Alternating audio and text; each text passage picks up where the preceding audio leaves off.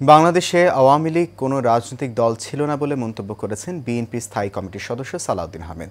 রাজধানীর সিরডাপ মিলনায়তনে এক আলোচনা সভায় তিনি এই কথা বলেন।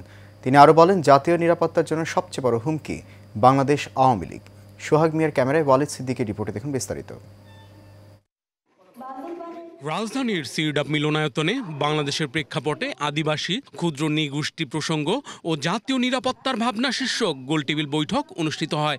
সকল জনসমষ্টিকে, সকল সত্তাকে বাংলাদেশি হতে হবে একটি ঐক্যবদ্ধ ন্যাশন তৈরির জন্য।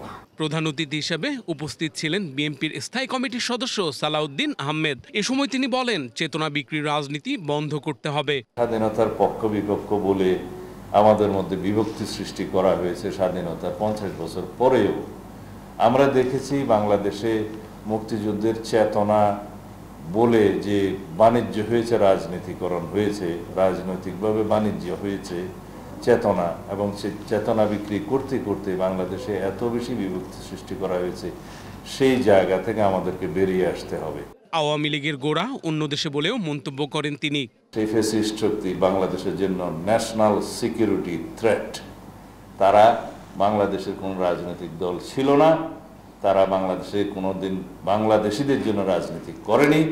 তাদের গোড়া আর এক জায়গায়, তারা মরিয়া প্রমাণ করিল তাহাদের গোড়া কোন জায়গায়। অনুষ্ঠানে বিভিন্ন রাজনৈতিক দলের নেতৃবৃন্দ, আন্তর্জাতিক সম্পর্ক ও নিরাপত্তা বিশ্লেষকগণ উপস্থিত ছিলেন। যে বাংলাদেশের ফ্যাসিবাদ বিরোধী জাতীয় ঐক্যটাকে আমরা শক্তিতে পরিণত করে এগিয়ে যেতে হবে। Walid Siddiqui, Asian television, Dhaka.